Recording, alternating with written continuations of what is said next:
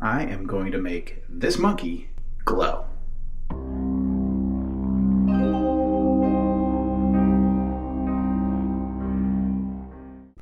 All right.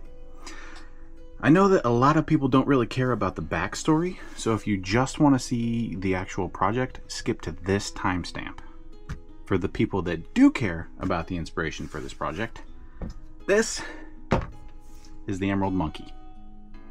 I actually won it several years back in a game of bingo, and I love this guy.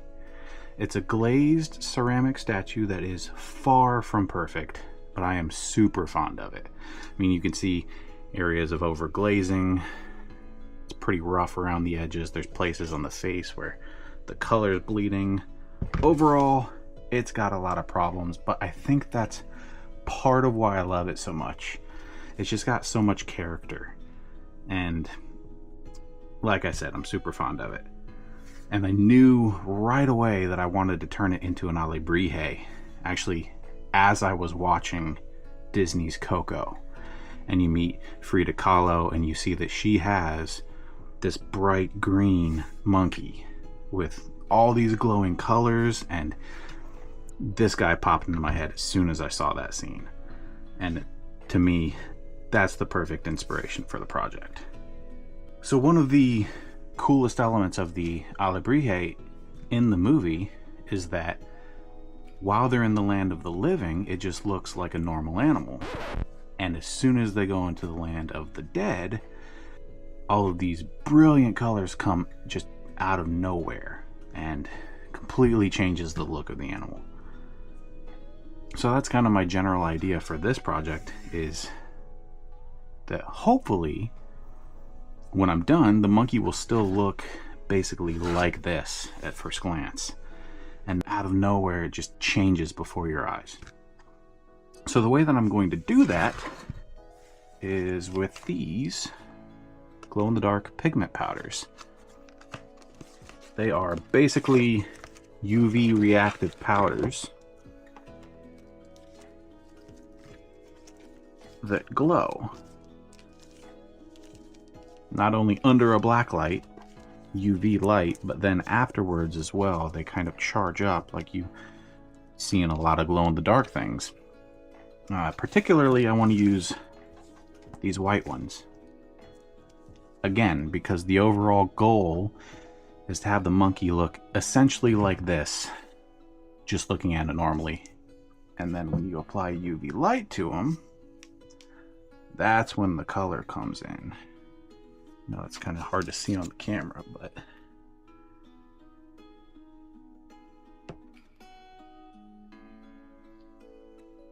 white, purple,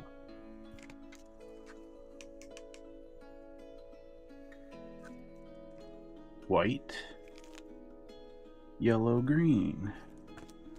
So actually in the white color here, I have purple, yellow, green, sky blue, and turquoise. And then from a previous project, I have another sky blue that does look a little different than the other sky blue I have. So I have a few options, and I think that will give me a pretty good color palette to work with, but it's not going to be complete, because here is what the monkey looks like in the movie. So mostly green, so I have that covered already. I'm not going to be applying any green to the actual base color of the monkey, but I do think I'm going to be doing yellow for the face. Probably won't do yellow for the belly, just because there isn't really a belly visible on this one. A blue nose, definitely get that magenta color for the hands and feet, red on the ears, yellow in the sunflowers around the head. And there's orange also interspersed in the yellow circles on the arms and legs. And then orange on the tail, orange spots kind of scattered throughout the tail, the back, the chest. So I'm going to definitely try to hit all of those things. And it should go okay. I have a purple, I have a blue. I'm going to use this bright yellow green for the bright yellow. I've actually got several yellows I think, fortunately, the yellow-green does look the closest to the movie reference. I know it's hard to see on the camera, but you'll just have to trust me on that. I'll have to figure out how to get a better camera shot when this is all said and done. But fortunately, I think the powder that starts white, this yellow-green, does look the best for the yellow that will go all throughout the monkey. Because again, if I used one of these yellows, I think even when mixed into another medium, that pigment from the yellow will still stand out, and I don't want that. And yeah, the general idea is that I will mix these pigments into epoxy resin, and then I can paint on the epoxy resin. It will cure over time, and then the pigment will be suspended in the cured resin over the top of the glazing. So that's the general idea. I think I'll have to mix some of the colors to get the magenta. Unfortunately, that will use this red, but hopefully the glazing on the hands and feet will be dark enough to where the red that I do have to add won't be overly visible in the final product. But we'll just have to see how that goes, and maybe do some experimenting with colors.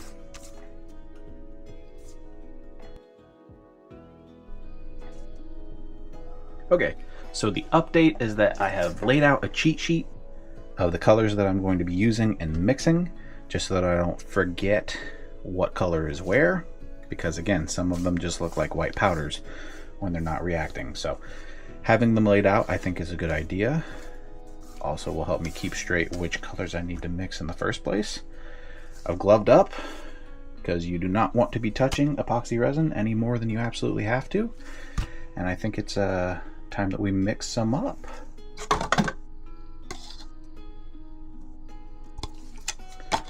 So I have a few different types of epoxy resin, but I am going to be using clear cast epoxy for this project just because I have enough of it. And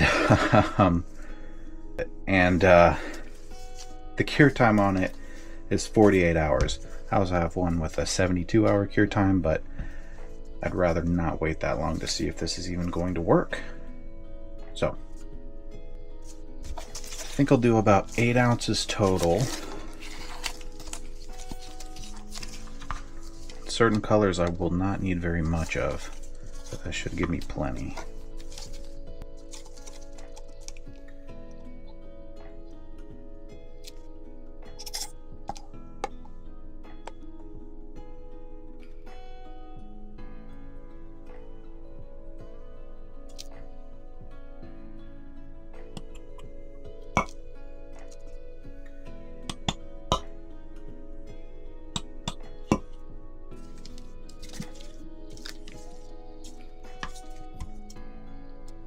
And 4 ounces of the hardener.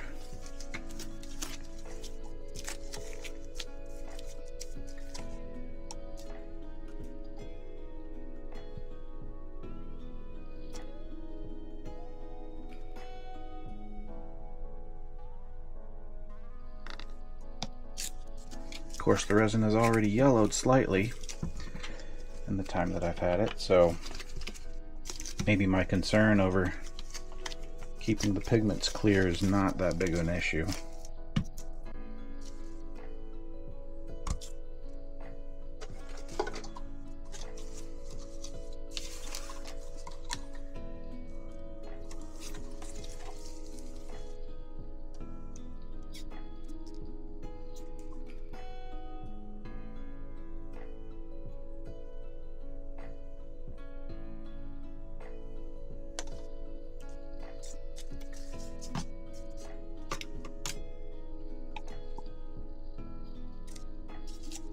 I'm going to scrape out the thicker of the two, hoping that that will leave about the same amount of residue behind in each.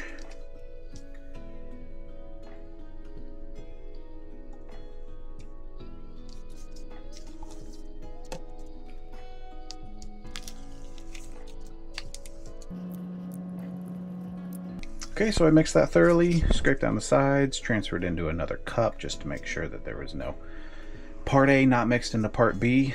Fortunately, it is looking far less yellow now that it's all mixed together. Again, I think once it's in a thin enough layer on the actual monkey statue, you're not even going to be able to tell that that yellowing was there in the first place. And it's going to have powders mixed into it anyway. So let me just divide this over the cups.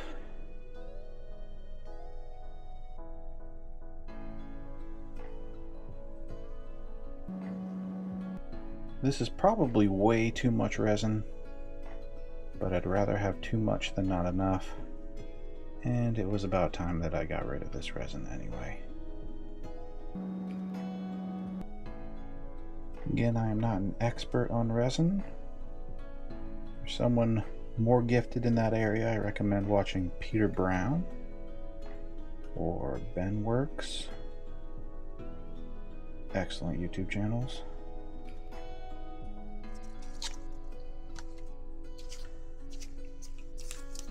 Okay, now we gotta mix some colors. Go for magenta first.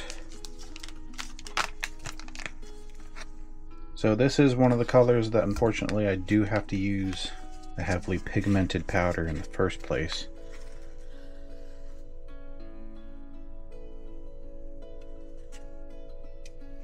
We'll just start with 1 scoop of the red, 1 scoop of the sky blue. What am I talking about? 1 scoop of the purple might work better.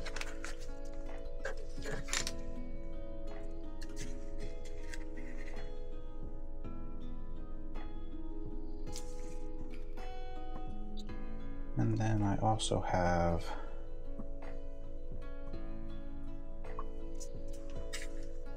need for purple.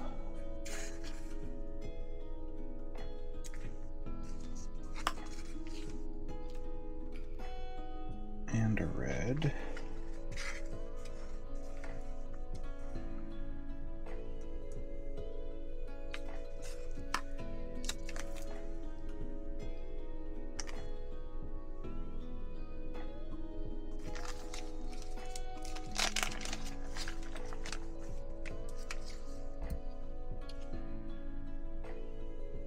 This color is going to be just the yellow green, which I'm hoping will serve as my yellow.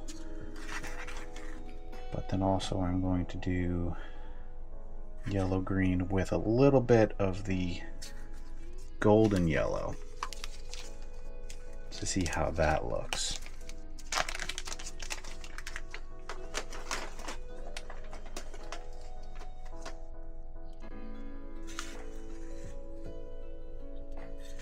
Maybe half a scoop to start.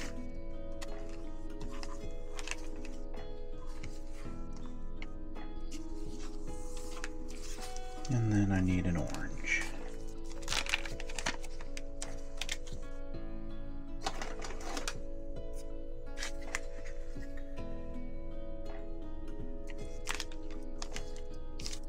And a plain blue.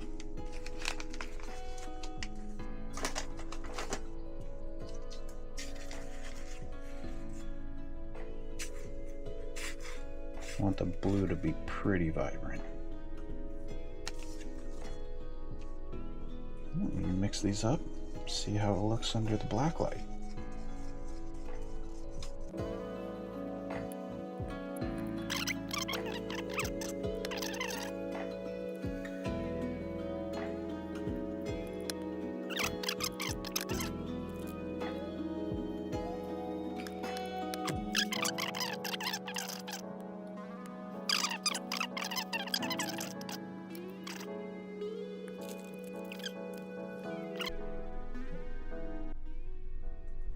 Okay, so all of the colors are now mixed. I have some good news and some bad news. Good news is most of the powders that were white to begin with look really great. The blue is pretty much clear. It looks great under the UV light. It's going to be perfect. Unfortunately, there's not very much blue in the design. That's okay. The purple looks great. That's really only used for the eyes, but it's gonna look great. Unfortunately, the magenta, this is about as close as I could get. And I know it's hard to see in the camera, but it's more of a bright Pepto-Bismol pink, which I think is okay. With these pigments, I'm working with what I have. In fact, the red itself, watermelon red, looks more like a highlighter pink. And when that's your source of red, your magenta can only get so magenta. But I think it's still going to look really nice. Also have the orange, which is going to be perfect for where we need the orange.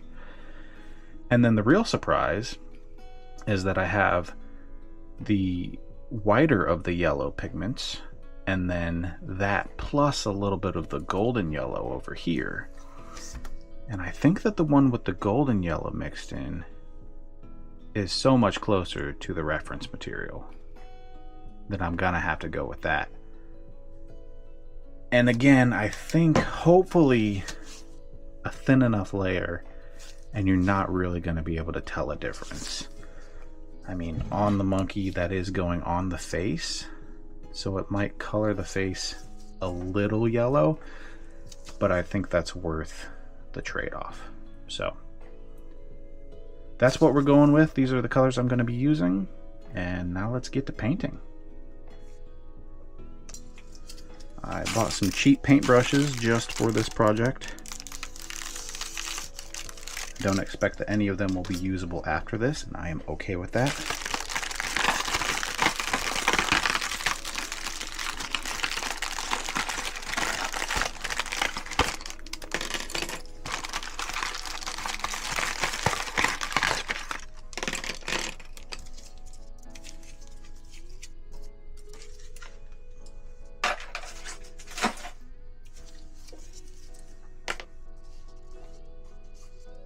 And I think I'm going to start with the not magenta, just because it's low. The feet are already pretty messed up on this statue anyway. Should be a good test to see if any of this pigment shows through over the glazing, how it's going to flow. The worst thing that could happen would be that I start at the top and realize that it all drips down because of the viscosity of the resin. So we'll start on the feet, the magenta, and most importantly, make sure that the pigment powder gets translated into the onto the statue. I could paint this all and it not glow at all, so the sooner we find that out, the better.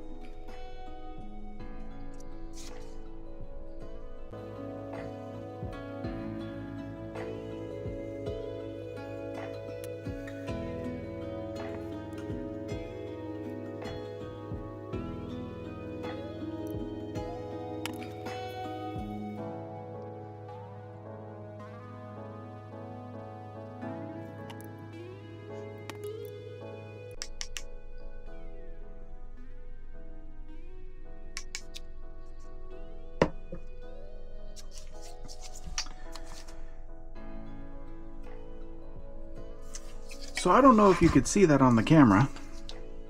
So far I've painted up to about sock height in the glow pigment resin, and I shined the UV light on it and nothing. Apparently there is not enough of the glow powder suspended in the resin to really have an effect, especially not the effect that I was going for. After a couple of seconds, when you hold the UV light on there, it does charge up the pigment enough to where it's noticeable, but it is not giving that stark contrast that I was hoping for. So we're going to pivot.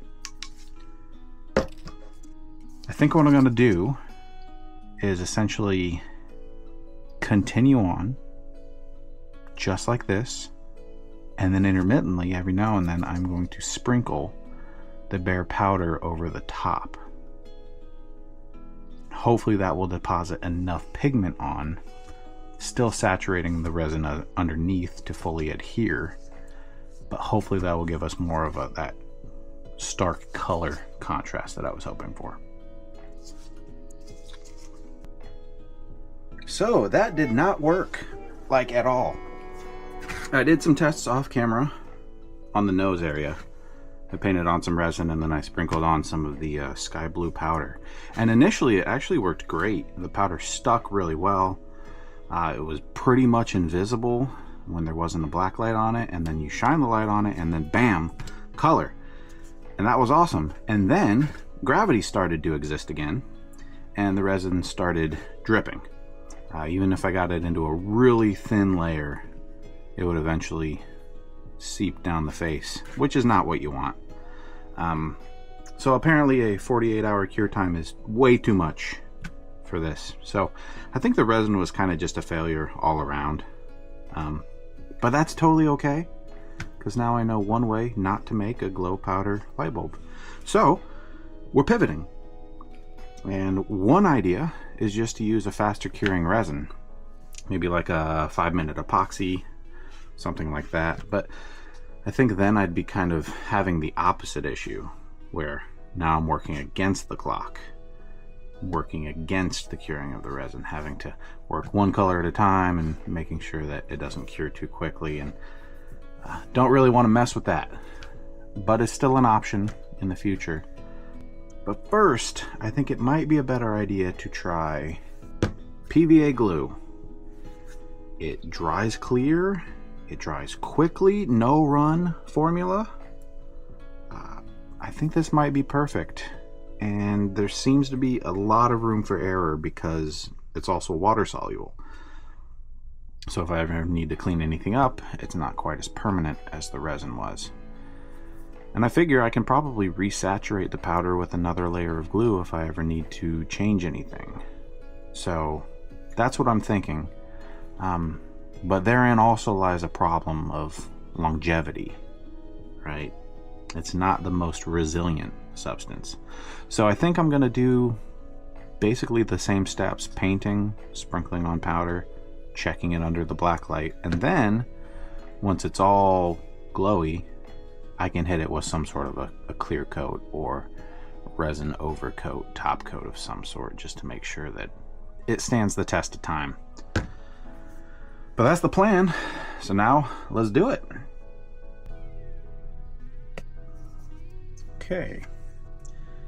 I have the Emerald Monkey in a bucket. The thought there is that I'm going to spill some powder, so I'm hoping to collect that powder and then I can reuse it. We'll see how well that goes.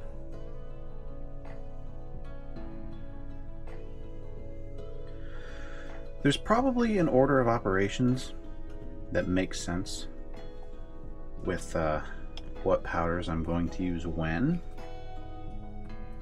I don't know if I know it though.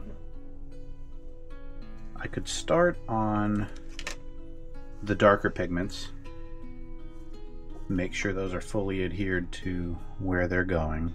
That way if they do end up falling into a lighter area, I haven't done that area yet, there's less of a chance that the darker pigments stick to an already completed lighter area.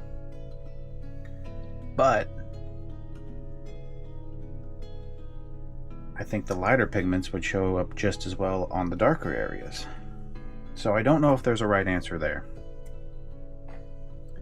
But I think because I use so little pure red and I have such a small area to use the red on, the ears, I'll go ahead and start there. See how it goes.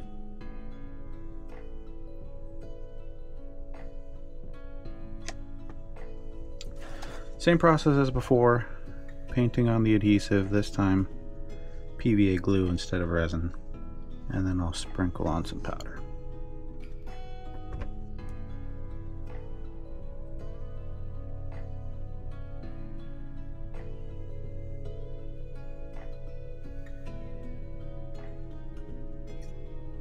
Don't need to do the whole thing in one pass.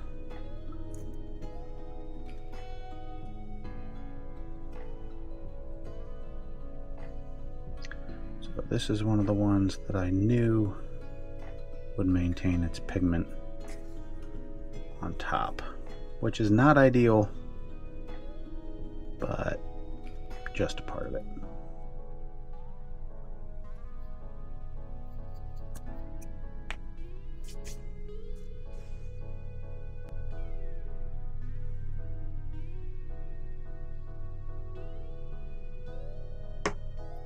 So not great, but as a proof of concept,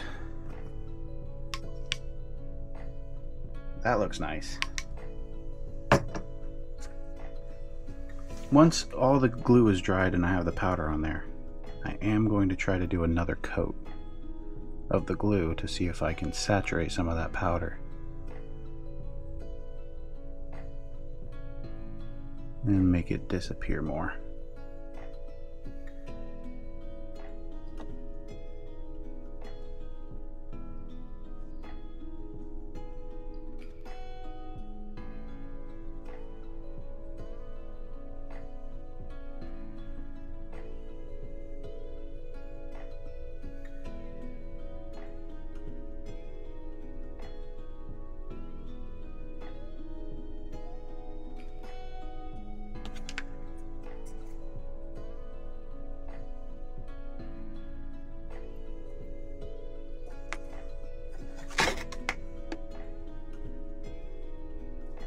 Make gravity work for me.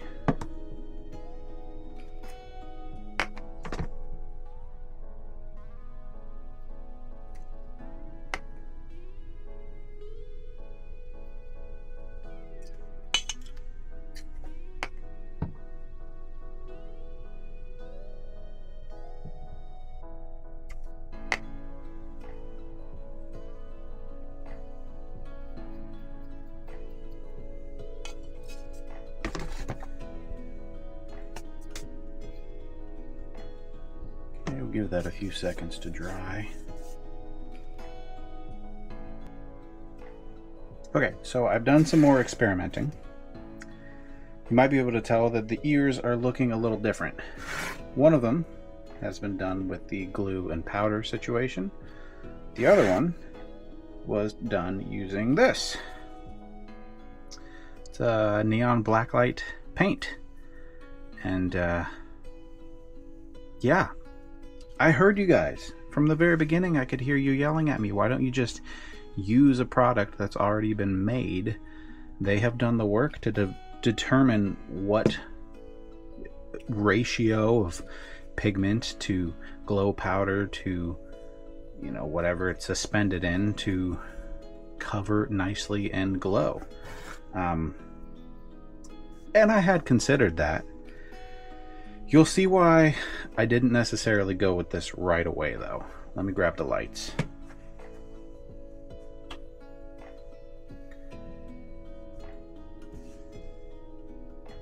Alright, so if I hit it with the black light,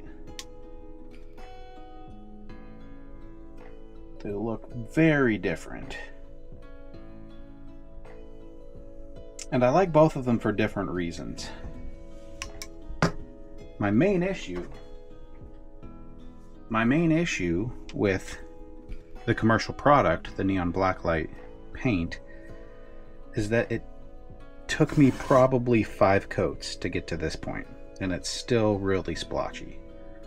It doesn't cover very well. And when it does cover, it glows very well.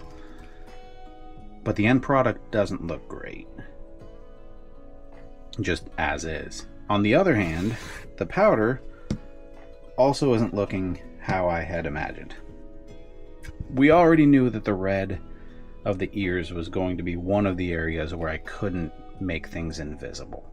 So I did expect for it to be apparent that something was going on, specifically in the ear area, probably on the hands and feet as well. But you can tell that it's a powder. It just has the appearance of powder still. So I am going to give it another coat of the glue, but I don't think that's going to help it blend in much. But we'll see how that goes.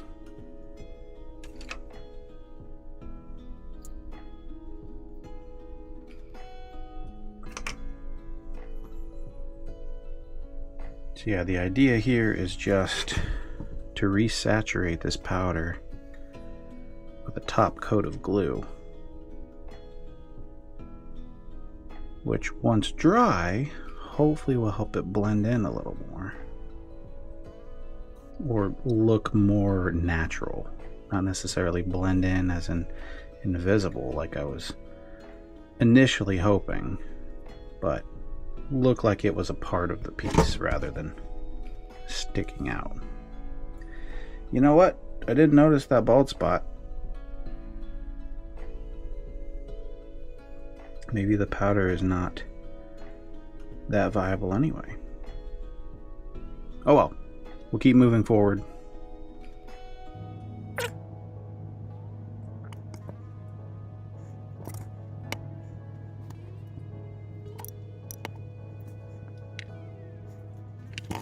Okay, so that does look better, but unfortunately it makes it look about as splotchy as the painted side. And I do think there is a place for this technique. I think specifically it's going to be really good with the whiter glow powders on the nose, on the eyes, maybe even some of those bright yellow spots. So I think what I'm going to do is a mixture of the two techniques.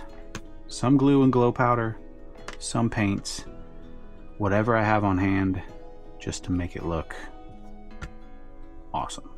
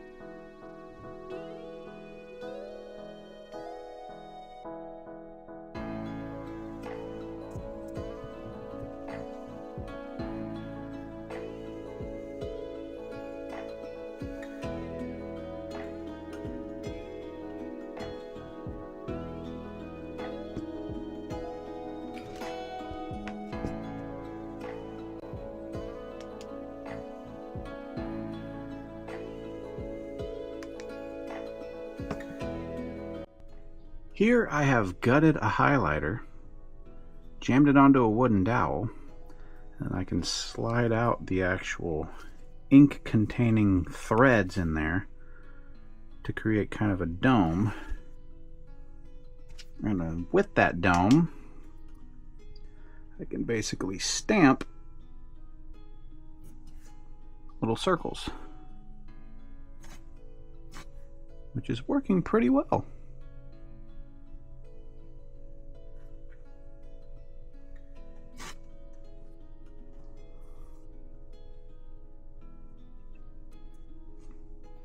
And then we'll go on afterwards with the Sharpie. Well, and on the ones on the head, I can then draw little sun rays.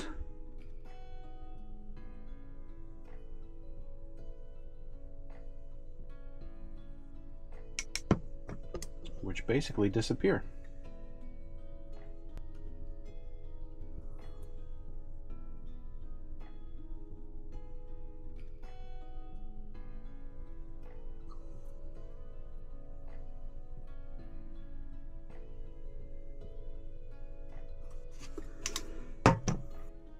Okay, update time. I am currently working on the feet, and it's going okay.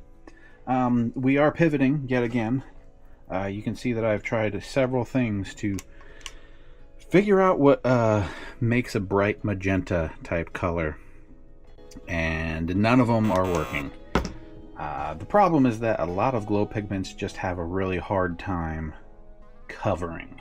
The coverage is really difficult. So everything I'm trying is splotchy or taking a dozen coats and then doesn't look good when it's all said and done. So I've had to start over a few times. Still not super satisfied with what I'm going with currently. That is actually highlighters seem to be working the best. And it is leading to some splotchiness, but it's the best I've found so far. And it isn't that bright magenta color that you see in the source material that I was working for, but a lot of the merchandise you'll find of this monkey from Coco, it has bright pink, like hot pink feet. So I do think the pink is the direction we're going to be going instead of that like bright purple magenta color, and it's just gonna have to be good enough. Purple just seems to be one of those colors that does not fluoresce very well. And pink does, so that's going to be the easier thing to go with, I think. And I'm happy with it. You can tell that there's pink on the feet, but it doesn't stand out in such a way that it's obnoxious like the ears. But we knew that was going to happen with the red, so what can you do? But now I am at a little bit of an impasse because there is a lot of highlighter on this statue, and the highlighter rubs off very easily.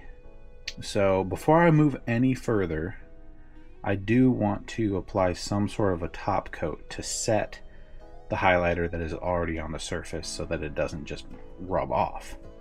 The problem there is that a lot of top coats, a lot of clear coats, are designed to block out UV light, which is not what we want, because we want the UV light to be able to get through and charge the glow powders and the pigments and, you know, fluoresce the highlighter that we have on there. So I have this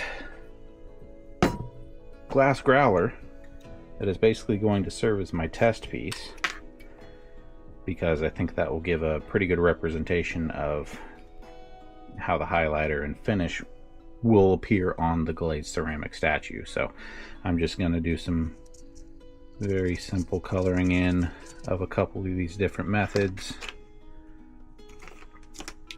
just to see what it's going to look like once that dries and I hit it with a top coat or two.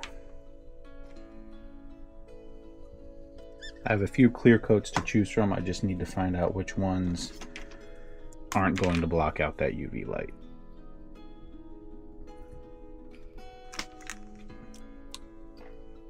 How we looking? Nice and glowy. Okay, to the garage.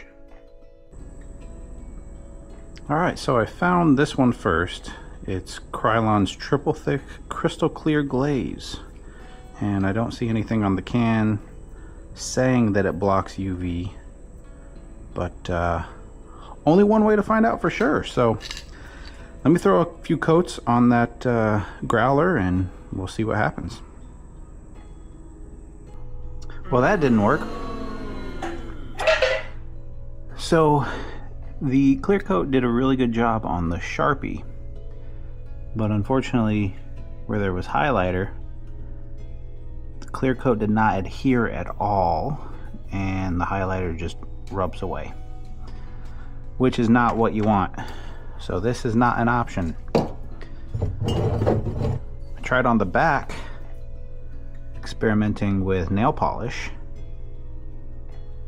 top coat, and that did okay on the highlighter, but some of the colors it changed. I don't know if you can see the original orange color that this was, but now it's like a mix of blue, green, and yellow. Completely got rid of the orange, which is fascinating, but not what we're looking for. So I had some thoughts on maybe using another clear coat, some sort of artist fixative spray, maybe another nail polish top coat, resin. But before I did any of that, I figured I would check my stash to see what I had, and I did find a couple other clear coats. However, all of these say UV protection, UV resistant, and this is the same thing but in gloss, UV resistant. But I figured, let's find out what happens. So I did two more tests in orange highlighter, and I don't know if you can see that on the camera, but that turned green, which was the Duplicolor 1K clear, turned my orange highlighter green. So not good enough. And then on this side, again, orange highlighter, and it is actually orange, and it doesn't rub off. And that is this one, the Rust-Oleum gloss clear that is UV resistant, but despite that, the black light goes through just fine. So this is what I'm going to go with, and the plan is to cover the entire statue in it. That way I can handle it a little more freely, get in some more detail without fear of rubbing off the stuff that I've already put on there. So that's the next step. Alright, I am on my lunch break at work, but I decided to go ahead and bring the Emerald Monkey outside just so that it can get acclimated, because with the growler, the second I brought it outside from a cool house to a 90-degree day with 70% humidity, it immediately formed a layer of condensation on the outside, which is already happening here. So not great conditions for clear coating something, and probably I should wait for a lower humidity day anyway, but I think having it outside will alleviate a lot of that concern. So I'll be back in a few hours when my shift is over, make sure it's dry, and then I will slap a clear coat on there. Alright, bone dry, good to clear coat. Again, we're using the 2K Ultra Cover Gloss Clear, UV resistant or not, should be fine.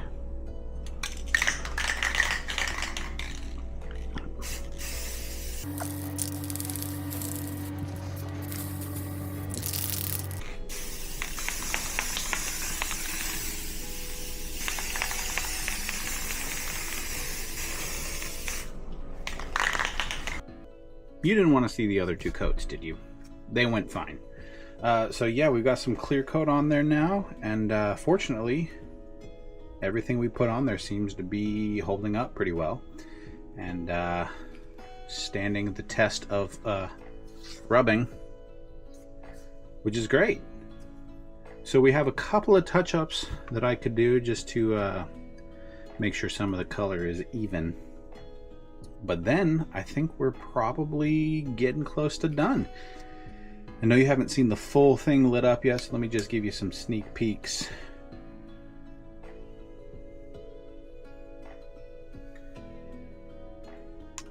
All right, very cool. Let me finish up here and then we'll see how it looks. And here we are a little while later after some finishing touches. And before we get into the big reveal of what it looks like under the black light, let's just look at him now. Overall, I'm pretty happy with how it looks in this stage.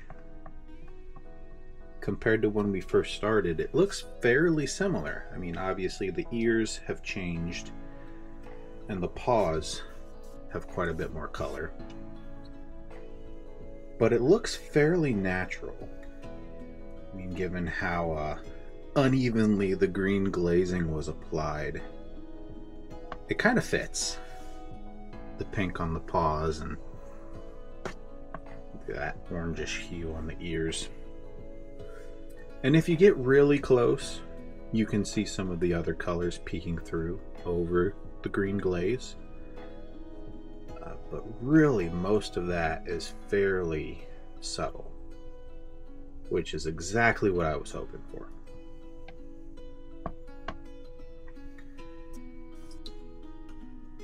So now I think it's time to show what it actually looks like when it's finished and glowing. So I'm going to hit the lights, turn on the black light in 3, 2, 1.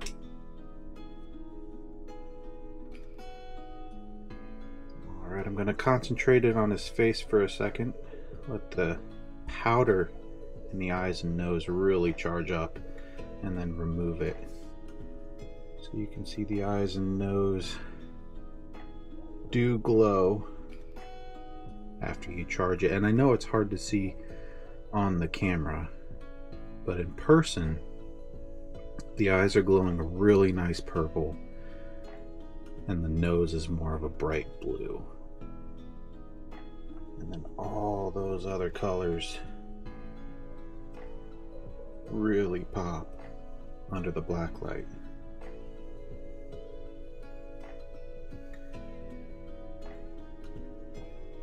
Now the pink on the paws does look a little splotchy, a little patchy in areas. But unfortunately they just don't make bright purple and bright pink pigments that cover very well. But all in all, I'm pretty happy with how it turned out. Really like how some of these colors pop.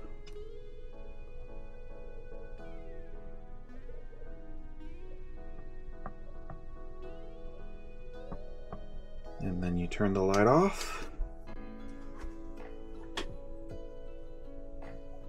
and you can barely even tell. Very cool. And there he is. Emerald Monkey turned glowing Alebrije. Video premise satisfied. And honestly, I'm pretty satisfied. I mean, it's not perfect by any stretch of the imagination, but no project is. And I had a really good time working on it, despite all the roadblocks and hurdles. Honestly, because of the roadblocks and hurdles, it was fun to figure it out. And I think it looks really good. So that is first project. And with that, let's go ahead and check this one off of the big list of projects. Thanks for joining me on that one. I know, like the monkey, the video was also kind of rough around the edges, but I will get better with time. Trust me on that. So if you want to be a part of that process or witness that in any way, go ahead and subscribe to the channel. And as you can see, we've got a lot of projects left still to cover, and the list is growing all the time. So be sure to leave a comment if you have any recommendations for things you might want to see me make, or if you have any preferences for things on the list that you'd like me to prioritize. Oh, and if you know of any red or purple fluorescent pigments that don't show up too well unless they're fluorescing, let me know about them.